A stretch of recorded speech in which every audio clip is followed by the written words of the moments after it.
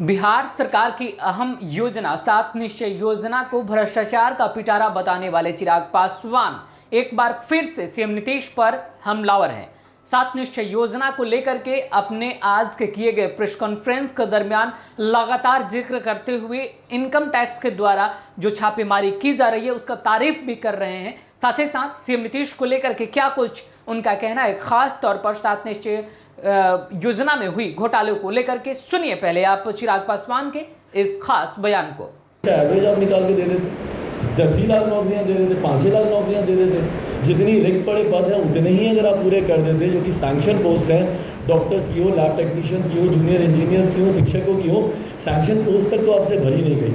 आज जब चुनाव सामने आ रहा है तो लॉलीपॉप आप दिखाने आ गए कि भैया हम लोग इतने लाख नौकरियां देंगे, इतने लाख नौकरियां देंगे। पिछले 5 साल में सबको मौका मिला है एक करके, पर आपने भ्रष्टाचारी योजना बनाने के अलावा और जातीयता फैलाने के अलावा मुख्यमंत्री या उनके सहयोगियों ने अभी तक क्या किया, इसके ऊपर जवाब दें।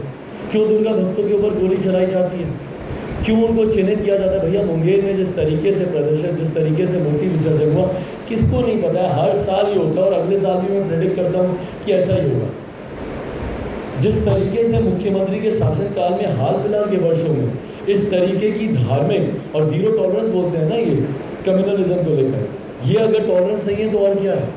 जिस तरीके से धार्मिक उत्पाद बढ़ते जा रहे हैं, जिस तरीके से कम्युनल, ये तो शुक्र कीजिए कि ये दंगा उस कदर उस हद तक नहीं गया जहाँ पे आपको ये धार्मिक हिंदू मुस्लिम आपको देखने को मिलता, पर मुख्यमंत्री की कोशिश तो पूरी वैसी रही थी।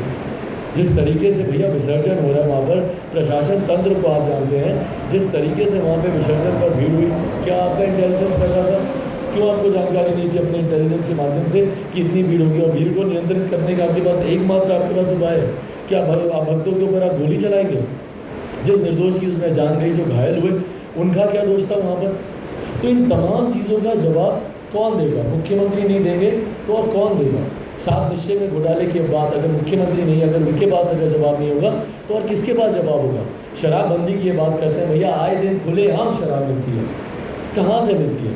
और मुख्यमंत्री क्या बोलते हैं कि ये जो तस्कर हैं, ये जो है, ये सब साजिश है। तो भैया अगर आपको पता है कि तस्कर है तो क्यों नहीं छापे मारे जा रहे? जब आपको पता है कि इसकी तस्करी होती है तो क्यों नहीं उनको पकड़ा जा रहा है? क्यों नहीं उनके ऊपर नकेल कसी जा रही है? कब आपने शराबबंदी लागू की? और इम्प्लीमेंटेशन में आज 4 साल के बाद भी अगर लूपहोल्स पाए जा रहे हैं तो शराबबंदी भी सबसे विफल योजना है कि नहीं? और इसके ऊपर जब सवाल उठाया जाता है तो मुख्यमंत्री डिफेंसिव हो जाता है। इसके ऊपर जब प्रश्न किए जाते हैं तो मुख्यमंत्री के पास कोई जवाब नहीं होता, इसके बारे में बात नहीं करेंगे। एक जवाब देना मुझे 7 निश्चय में।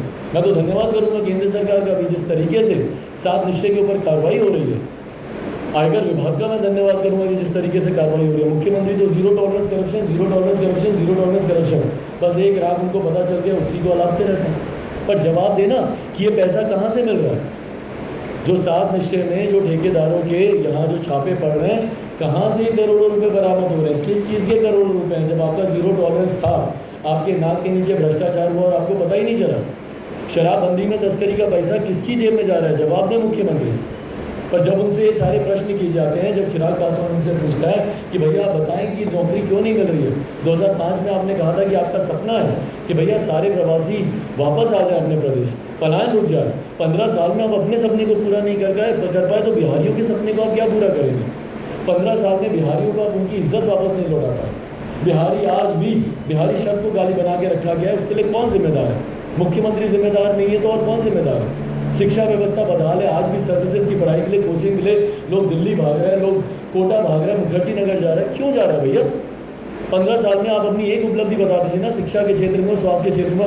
आपके मंत्रियों की तबीयत खराब होती है, भागे हुए दिल्ली जाते हैं। क्यों जाते हैं दिल्ली इलाज कराने?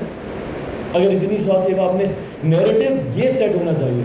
तो नैरेटिव मुख्य इतना मुश्किल तो है नहीं। आयकर विभाग राज्य सरकार के अंतर्गत आता नहीं है, तो अगर इसकी जाँच अगर आयकर विभाग के द्वारा अगर की जा रही है, वो अगर इसमें इन्वॉल्व है तो कहीं ना कहीं देखिए। और अंतोगत्वा जब इतनी भारी संख्या में, जब 12 करोड़ स्वर एक साथ उठते हैं, जब 12 करोड़ लोग बोल रहे हैं कि हाँ भैया इसमें घोटाला हुआ है, इसकी जांच होनी चाहिए, कोई एक संतुष्ट व्यक्ति बता दीजिए ना जो 7 निश्चय से संतुष्ट हो। तो जब इतनी बड़ी तादाद में, इतने प्रमुखता से जब स्वर उठते हैं तो उसको दबाया छुपाया तो जा नहीं सकता। मुख्यमंत्री ज़रूर कान में तेल रुई डालकर बैठ सकते हैं, बट बाकी एजेंसी तो अपना काम कर ही रही है स्वतंत्रता से।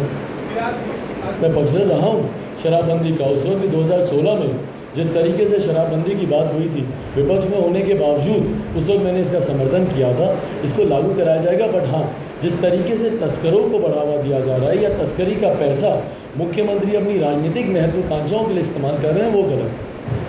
तो 7 निश्चय योजना को लेकर के सबसे पहले आवाज उठाने वाले चिराग पासवान अब इस बात से काफी खुश दिख रहे हैं ताकि इनकम टैक्स की छापेमारी अब जगह जगह की जा रही है। ठेकेदार जो भी इसमें संलिप्त पाया जा रहा है या फिर जिस पर भी संदेह है, उन तमाम ठेकेदारों के ऊपर अब छापेमारी लगातार जारी है। ऐसे में कई ठेकेदारों को अभी इनकम टैक्स ने छापेमारी करते हुए काली करतूतों की कमाई को भी उजागर किया है। अब ऐसे में सवाल यह बनता है कि क्या 7 निश्चय योजना में वाकई बड़े पैमाने पर घोटाले हुए हैं?